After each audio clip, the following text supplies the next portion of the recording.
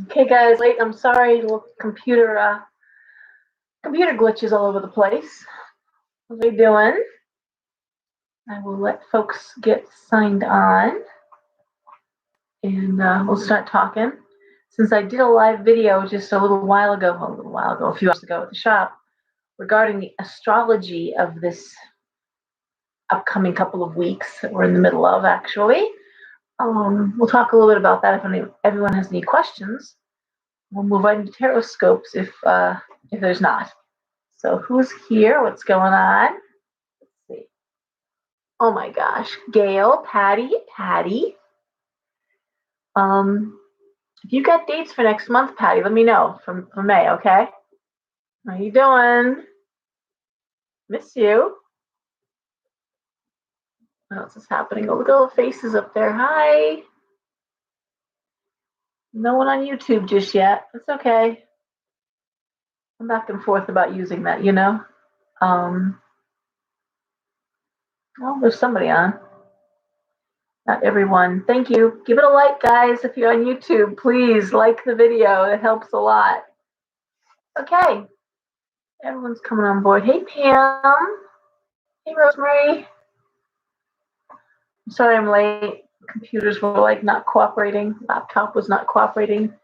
Jennifer, Trish. Oh my gosh, everyone's coming on board. Okay. I'm going to get caught up. I am freezing to death. To death. Got cold here in Connecticut. I like the way this looks. It's a little bit better. All right. Anyways. Okay, well, 4 people are watching on YouTube. Hi, guys. Thank you. Please hit click the like button. Click the like button, please. Hey, Halls. All right. So I made that video the Taurus stellium and the full moon coming up on Tuesday. Hey, Karen, how you doing? Does anyone have any questions about that? About the full moon, about the energy, I showed how to check it out, where it's falling in your house or in your chart, what house it's in. Vanessa, Nora, is anyone, Lisa? Yay, Lisa, my hero, my accountant. Thank you. What a good day of work this was. Does anyone have any questions about that video I made? Does anyone have any questions about accessing astro.com? Was there any questions about how to find the stellium in your chart? Anything? Because it's a heavy energy.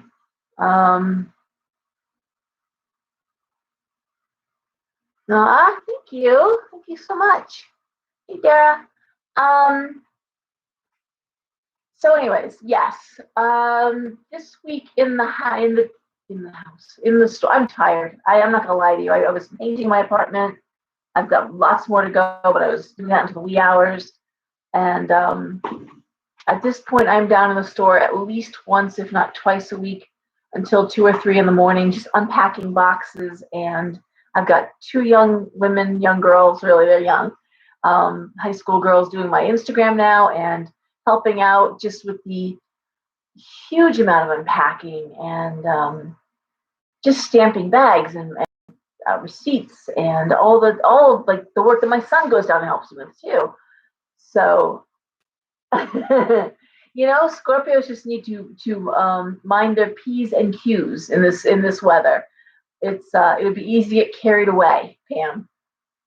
So whatever your shadow is, wherever that falls in your personal, in your soul, you need to really keep that in check. Hey, Susan. That's going to be the secret to this energy. This week, I will say a lot. Again, the Gemini is coming in for readings. It's been off the hook with Gemini energy. People really staring down big decisions. And hey, Kathleen. Hey, Azrina. Hi. Wow, Stacy. Okay, everyone's here. Hi. Hey, Aaron. So, anyways, um,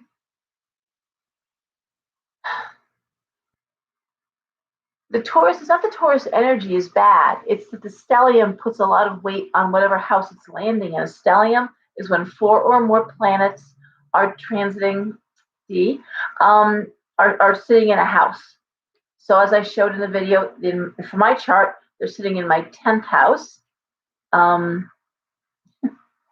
My 10th, it's very hard doing this. I'm reading comments on 2 screens, so excuse me if I am faltering here. And I'm tired.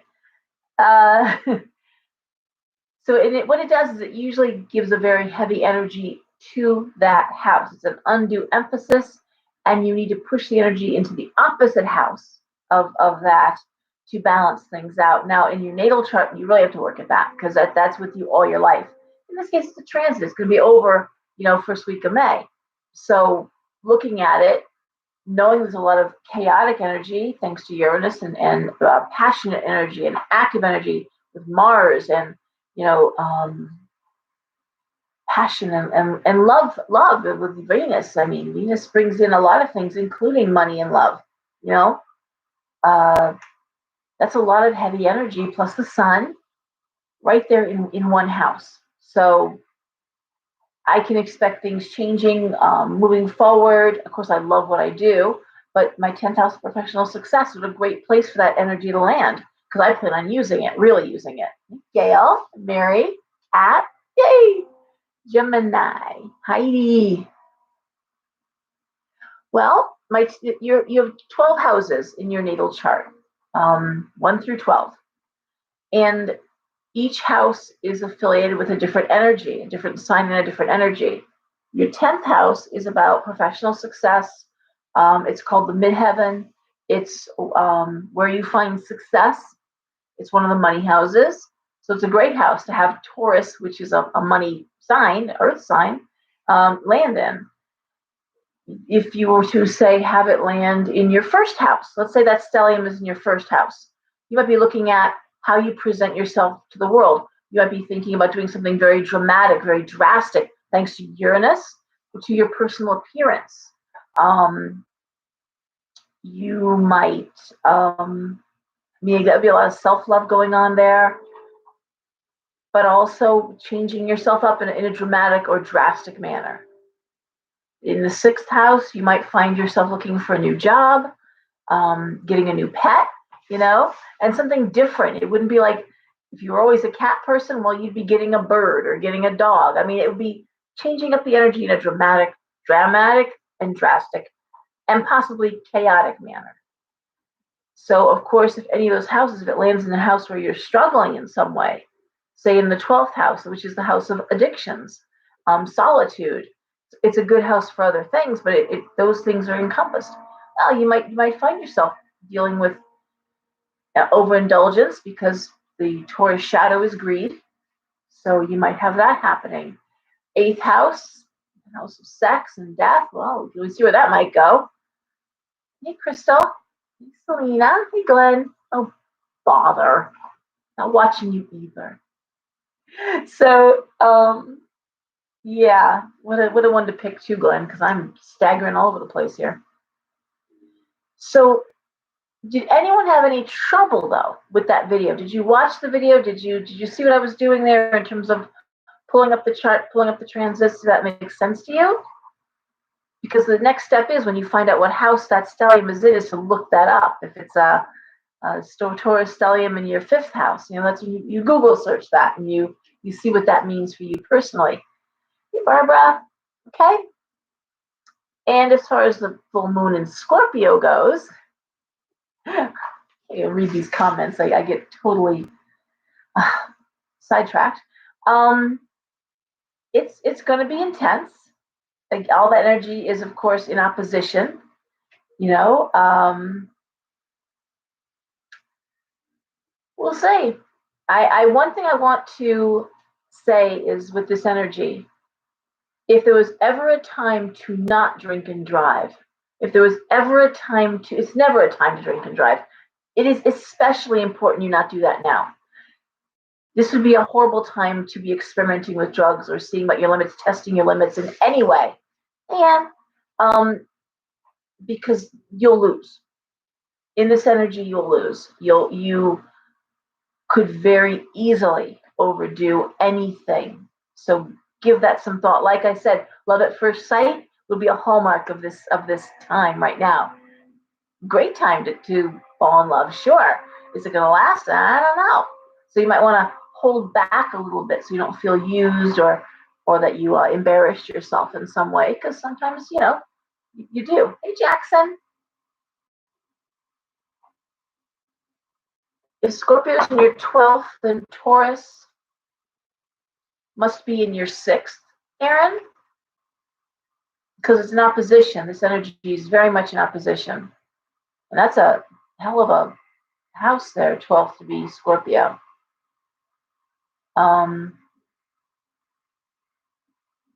Probably enjoy working alone. Probably you enjoy your solitude. Keep secrets, probably very psychic. You probably reinvented yourself quite a few times in a very deep, very dramatic way, like almost literally like a caterpillar coming out of a cocoon. It's also the 12th house is also the house of the rising sun.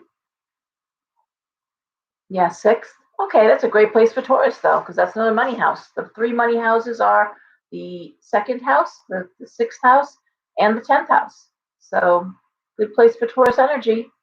Great place to if ever you're gonna get a pet there you go, another pet in the 6th house. I think, weren't you looking at a dog?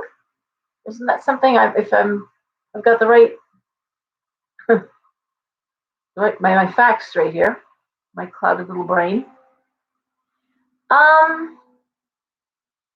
Anyways, I'm sorry, I'm looking at over here the YouTube. Yep, there you go. See? Okay. So Aaron, looking at the 6th house is the house of everyday work life, minor illnesses, co-workers, pets, and minor illnesses. Yeah. So it's the house where you take care of yourself.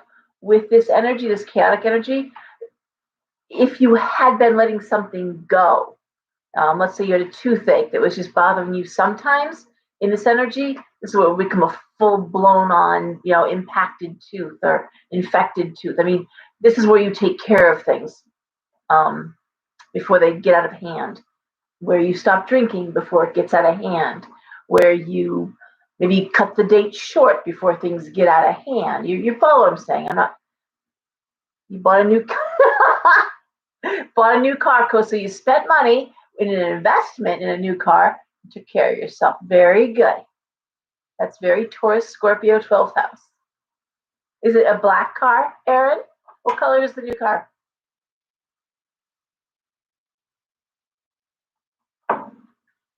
I'm sorry, it takes so long to get comments back here. All right. Anything else? Anybody else want to talk about any of this interesting energy? Anybody have any plans for this full moon? I've talked a few times about pewter and maroon. Well, maroon is a very Scorpio color. That's one of Scorpio's colors. So interesting. Hey, Leslie. Gunmetal. Okay. All right. Guys, like the video, please. Thank you. You guys are. Thanks so much. All right. Any other questions? Anybody else wondering anything? Because I'll go right into reading cards. I'm going to try and get to bed earlier than I usually do tonight. It's going to be a joke, but we'll see.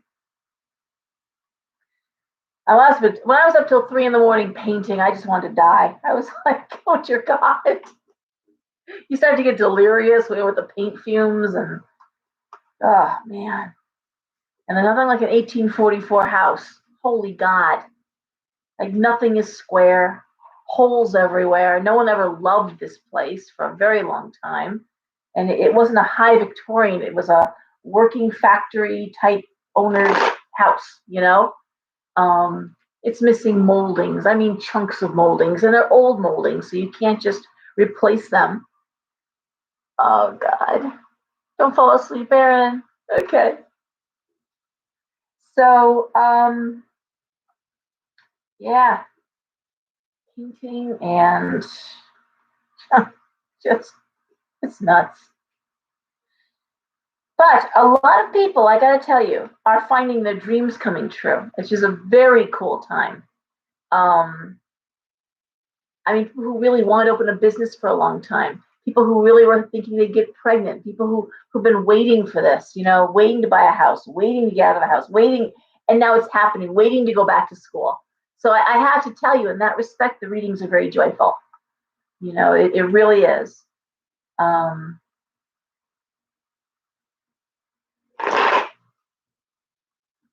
so that's made me really happy. People are also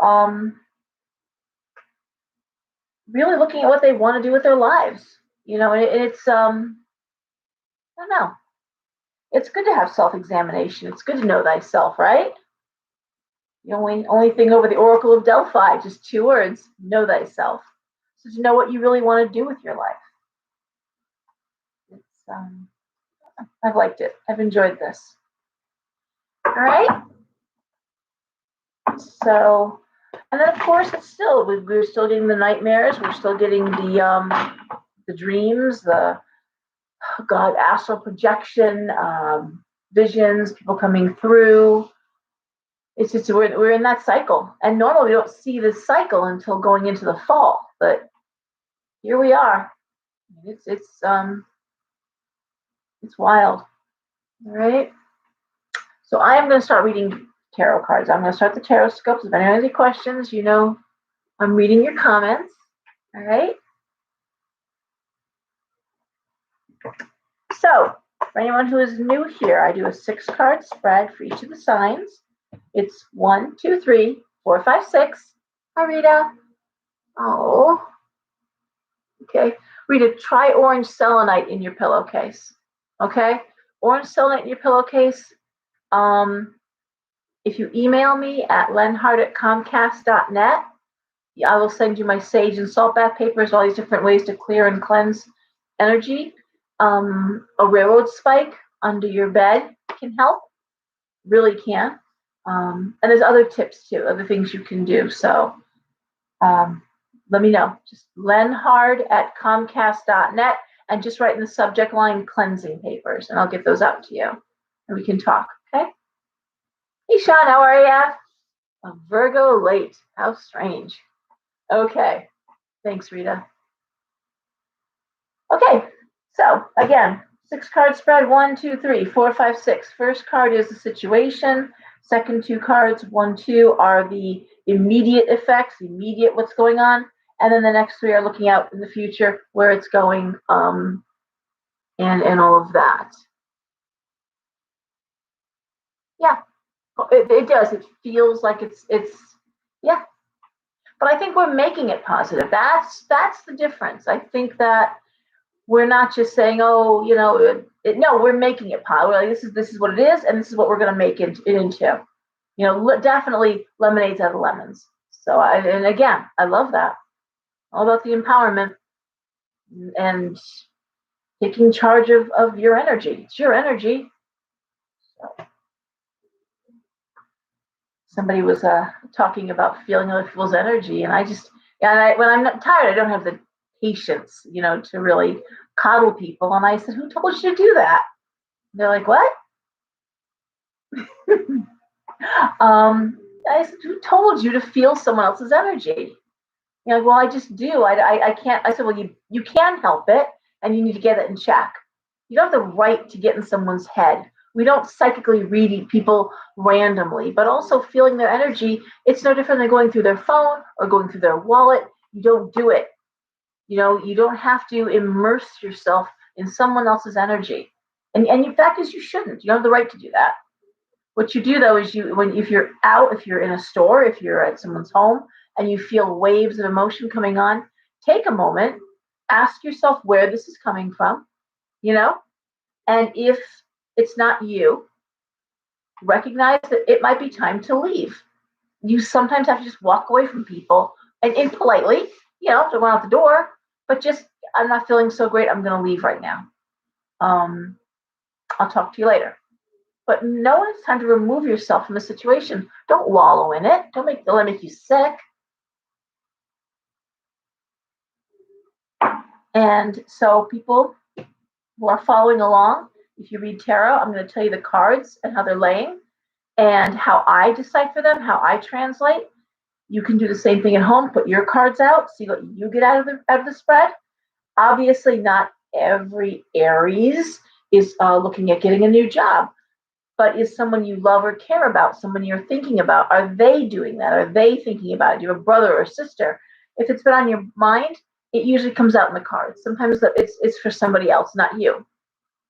So the other thing, as long as we're on that topic, and all of a sudden I'm chatting, talking about classes and haven't given up on that. It's just my space in Derby, unlike Monroe, which I had that huge basement area. Not that I ever liked the basement area, but I had it. I don't have the room to space below 6 feet. So until we drop the mandate, the masks, and until we close up the space a bit, I can't do classes. And the fact is, I don't know if I can do classes with the number of people I need to do them with.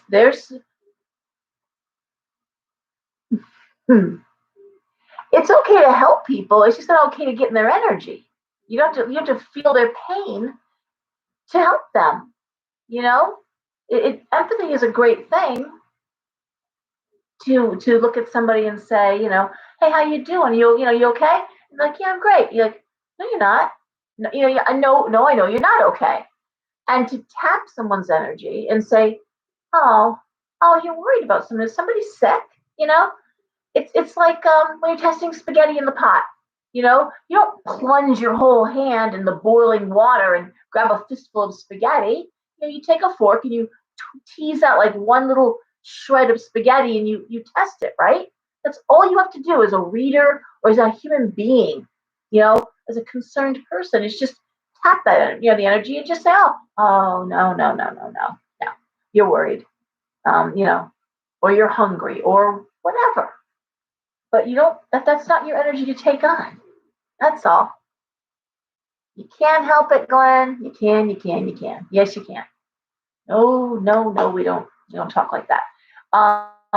You put something over your heart chakra. You block this. This is where you take out your psychic hits. This is where you pull that energy in. And you put something here. If you're a Christian, put a cross. If you're pagan, maybe a pentacle, maybe a stone. But something that would or some protection oil. Just rub some protection. Right where you would salute the flag, right here. Your heart chakra opens here, and it opens between your shoulder blades, which is why if someone, as we say, stabs you in the back, they are literally stabbing you in the heart chakra. That's why it hurts so much. Hey, Holly. I'm hoping, okay, we're still up. We're still doing okay, right? Yeah, we're still on. Well, and I talked about that with somebody too. Yes and no, actually, with regard to Reiki. If it's one of your children,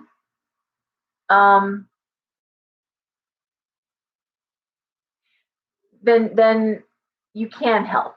There's people you can help. Hey, Patty. And Glenn, the other thing is, I'll tell you a story. So a very dear friend, a dear young friend who had an addiction issue, went fully into recovery, is healthy and loves to help people. And like my friend Lena, who brings soup to the homeless under bridges all winter long, he also went to see the homeless with the addicts and try to help them, bring them food. So it was a very cold winter night, and there was a couple in a tent, young couple, and he said, because he came to tell me the story, and he was very upset that it's so cold. Please don't sleep in the tent. Sleep in my car. Stay warm. It's more comfortable. And we went back out in the morning. They had stripped his car. They had taken everything, the radio, everything in his glove box, tools, you name it. And he was furious. And he just was like, I can't believe they did it, and I can't believe that happened. And I'm like, who asked you to do that? And he's like, what? I said, who asked you, to invite them into your car? And he's like, I don't need an invitation. They were going to be cold. It was a really cold night. I was being a good person. I was trying to help. I said, yeah. And guess what, honey? What'd they do with the stuff they stole from you? What'd they do with it? Huh? Like, sold it. What'd they do with the money they sold it for? They probably bought drugs. Maybe if they had been cold, really uncomfortable, maybe that would have been the rock bottom, and they could have recovered. But in a sense, it's enabling, and that's what it can be sometimes. You can be thinking you're helping someone, and you're just enabling them. You're enabling bad behavior, victim mentality, and that's not okay. Some of this stuff reeks of victim mentality. This whole super empath stuff. What does that even mean? I'm a super empath. Can't just be a regular empath. You gotta be a Caped Crusader empath. And what does that mean? What, you're really, really good at taking other people's energies? The I always congratulate people when they tell me that they're an empath. That's lovely. That means you are one of the 97% of the people in the world who have empathy, who can imagine what it's like to be in a position of, of pain, what that would feel like. You can imagine, you can put yourself in someone else's shoes. Do you know who can't do that? Sociopaths, psychopaths, and narcissists, which is a form of, dysfunction that is aligned with that idea of psychotic behavior. They can't. That's why they can do the terrible things they do, because they have no empathy.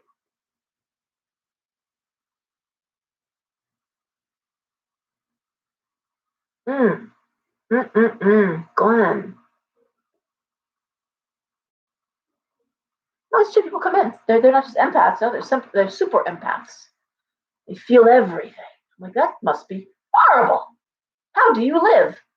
And they, I gotta watch what I say because I'm really sarcastic, and people take it way too seriously, and it's not a good idea. For the first time someone I asked if using a pendulum could bring in a demon. It's like, well, you know, not that pendulum, but the one next to it. Oh yeah, that's a demon beckoner right there. And of course it was like, oh no. I'm like, oh no, no, no, no, no, no. They don't bring in demons. No, they do not. You know? Yeah. Anyway, hey Debbie, how are you?